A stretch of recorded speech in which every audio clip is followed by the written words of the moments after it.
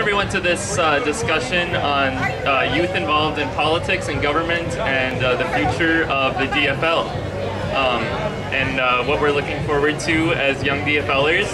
I'd like to welcome you guys to the State Fair. It's good to be back. I was telling Representative Moline earlier that I lived here for a week every year from when I was in 7th grade to when I graduated from high school. I was a 4-H'er. And so I lived here for a couple days up in the 4-H exhibit building and ate way too much fatty food. It lasted me the rest of the year, but it was all good. And with that, I'm going to introduce Lakeville City Councilman Matt Little. Thanks, Bennett, for moderating this. And, me and Bennett are both from Morris, so it kind of shows how great U of M Morris is in terms of training people to be in politics. So I'm Matt Little. I'm from the Lakeville City Council. And I think the essential question we all have to ask ourselves here is why we're not, why we're in this booth and not the other booth. For me, I was actually invited to speak at the other booth, but I got there and it smelled a bit like the horse barn, so I came here. And I'm happy to be here and look forward to talking about youth issues, and glad that people are asking young elected officials what we think, because that's rarely done. So, Bennett, do you want to take it over, or should I introduce the booth? All right. Hello everybody, thanks for being here. My name is Abu Amara. I am involved with my DFL. I'm also the president of the Graduate Professional Student Association at the University of Minnesota, and so we represent about 24,000 graduate professional students all across the state of Minnesota. I'm really excited to be here to talk about why young people have to get involved, and I think we're at a critical time right now with what's going on in Washington and what's going on in St. Paul, and more now than ever, we're going to need all hands on deck, everybody on board, to make sure we get the future that we deserve.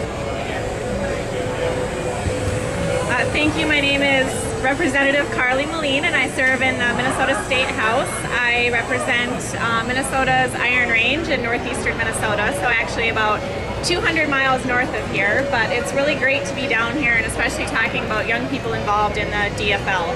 I think it's important for the future of our party and for the principles that we stand for that young people are not only involved but also to serve in office. So I think this is going to be a great panel, and I look forward to taking questions, and I'm glad that you're all here. Hi, I'm Representative Kate Knuth. I represent New Brighton, Arden Hills, and parts of Shoreview and Freeland in my 5th year at the legislature, my 3rd term. And I have to say I'm a little jealous of Bennett, who got to live at the State Fair for a while.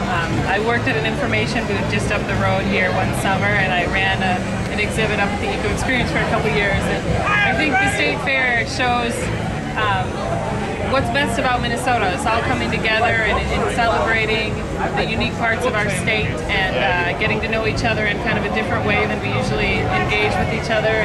And as a young elected official in Minnesota, it's the traditions of Minnesota and how we work together for a common future and have our differences about how to get there, but have that common vision of where we're going, I think is it's a really great thing to see out at the fair, and I'm excited for the discussion with all the other great young people here. And I actually have to say I'm represented by Abu. I'm a graduate student at the University of Minnesota, so it's fun to have him here on the panel as well.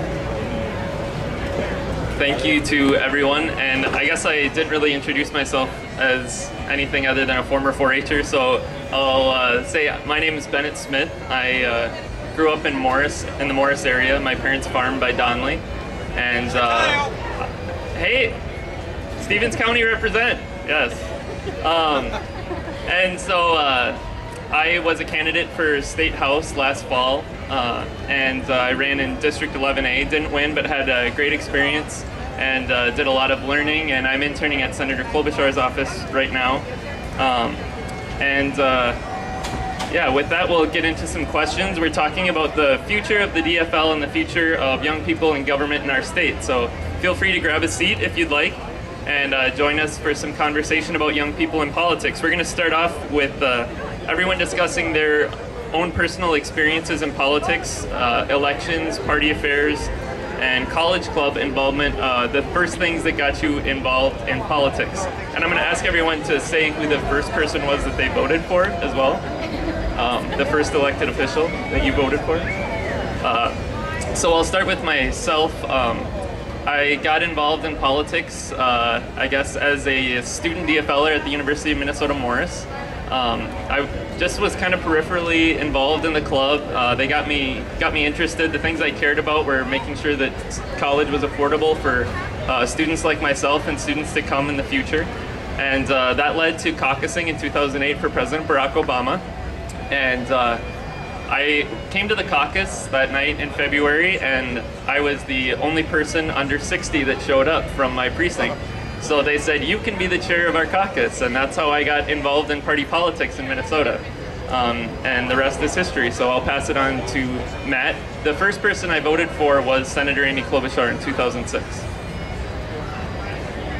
Well, I'll take a different route with the first person I voted for. It was actually, I think it was first grade, our school did one of those polls, those student polls, and I did vote for the George Bush, the original. And I think I liked his speeches spelled incorrectly, was the reason I voted for him. So I got involved. I've always been involved in politics. I remember yelling at my dad at the age of 13 for voting for Jesse Ventura. And then that just kind of sparked my involvement in politics. And I went on to work for the Letter Carriers Association in DC, where I did a lot of work and was released to a lot of states training letter carriers to be effective in politics and campaigning. And so that's basically my experience. The reason I got involved, I think, so early in politics and why I decided to run myself is I got tired of supporting candidates who kept saying they were going to do all these things and help people, and then they got in, and that just went out the window until a year and a half later when they were running again. So I decided to just do it myself and then own up to what I said. So we actually have the first person that I voted for here, Mayor Coleman, when I lived in St. Paul in 2009. What got me involved in politics, I think, goes back to when I was an undergrad. I actually went to school at the University of Wisconsin-Eau Claire, and I was in a political science class. And we consistently kept talking about the history and what's happened with the Civil Rights Act, with the women's movement that happened in the 70s, and those are all legacies of the Democratic Party. Those are all things that we were pushing forward to make sure that the future would be better than the status quo at the time. And so I knew that was a party that I wanted to be a part of, and something that I wanted to help shape and mold as we go forward. So that's kind of why I got involved in the party. Thank you. And the first person I voted for, I guess, aside from, student council races and those fun ballots we did in elementary school, would have actually been my predecessor, Tony Surdich, who was the former DFL House Majority Leader. And I voted for him in 2004 at the Hibbing Hockey Arena.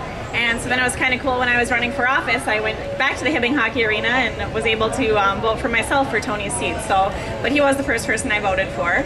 I've always been active in politics. I did grow up in a DFL family, and those were sort of the principles that we stood for. I was active all through college. I was the president of Bemidji State College Democrats and the president of Hamlin Law Democrats. I was able to work in DC between college and law school as well. I love the political climate, but most importantly, I think, and I think someone mentioned this, that if you really want change to happen, you have to be willing to get in there and do it yourself and really become part of it. You can't just wait for somebody else to make the changes. And so that's why I have always been active in politics, and that's ultimately why I ran for office, because I think that, if you really want to get something done, you have to be willing to sort of roll up your shirt sleeves and do it yourself. So I would encourage everyone to get involved in the DFL and in politics and elections. It's really important to our party. My first election I remember being a part of was the 4th grade student council. I ran for vice president of the student council. I remember I wore red pants and I really planned my outfit. I wore red pants and a white t-shirt or a white sweatshirt with a Homer hanky printed on the front, because I thought everybody could get behind the twins, so then they would want to get behind me in that particular election. And it worked. We won the election, yep. And the first time voting was in the 2000 primary in the city of New Brighton, where I grew up. And in talking about my background, now I can say, well, I've been an elected official for 5 years, 3 elections, and but before that, as a college student, I was not particularly involved in politics at that point in my life. I went to school at the University of Chicago. I kind of regret not being involved because Barack Obama would have been the person I would have been working for at the time. But I decided to prepare myself for office by working at the Field Museum in a molecular systematics lab, sequencing moth DNA, and going out and collecting insects on the volcano of Kilauea out in Hawaii as an intern. And so yeah, I was preparing to be a scientist, which is something I still do. I'm still getting a PhD at the University of Minnesota in conservation biology. And I think what I learned is that leadership doesn't always come from the places you expected. And when you get into politics, we're a citizen legislature, and our city councils, for the most part, you have another job, you bring a certain perspective. And I think as young people, a lot of times you assume, oh, you went to law school, you studied political science, and I think that's valuable. I think Representative Moline really brings a great perspective as a young attorney in her community. But I also think it's important to have teachers or business owners or scientists come into office because it's about representing all of the people in Minnesota. And so you can. The great thing about politics is it's always there, and you can be kind of come into and out of it at different times in your life. And I think when you're a young person, it's a particularly good time to be involved. One, because you stick out a little bit. So people sticking out in politics in a good way is unique. Makes you, I think, have a certain amount of power. And people really want to help you when you're young.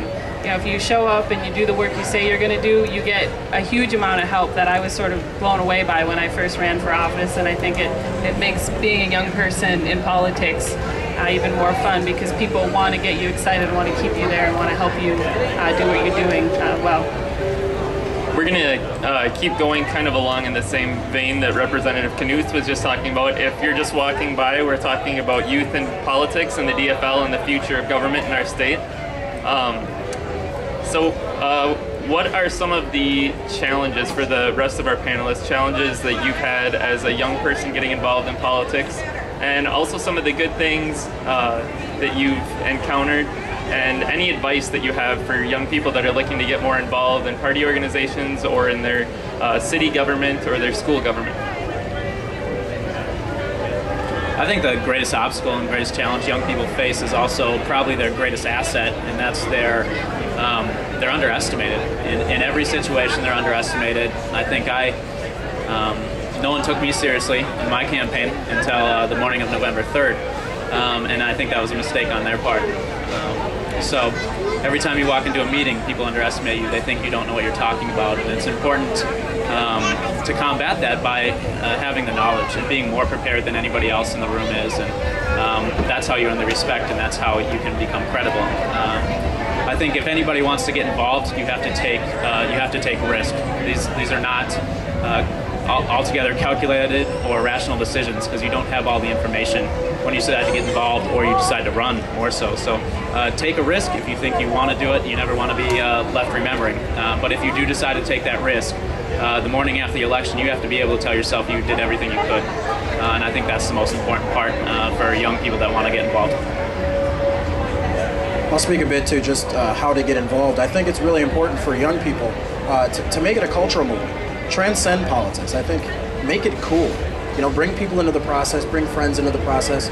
Make sure you're talking about things that apply to their lives. Something that they can actually understand and tangibly feel, that if something happens in the legislature, this is how it's going to affect your pocketbook as a student at the U of A. Or this is how it's going to affect your grandma who's, you know, getting a pension. These are the types of things. If we can convey it in a way that's digestible for people to understand, I think it's going to be something that brings people into the process, depoliticizes it, and really talk about people's lives. Because ultimately that's what politics is about. It's about people's lives. It's not about the games that go on in St. Paul sometimes or in Washington, but it's really about how is this going to affect my life, or how is this going to affect my grandma, grandpa's life, or veterans, or things of that nature. So yeah, transcend politics, make it a cultural movement.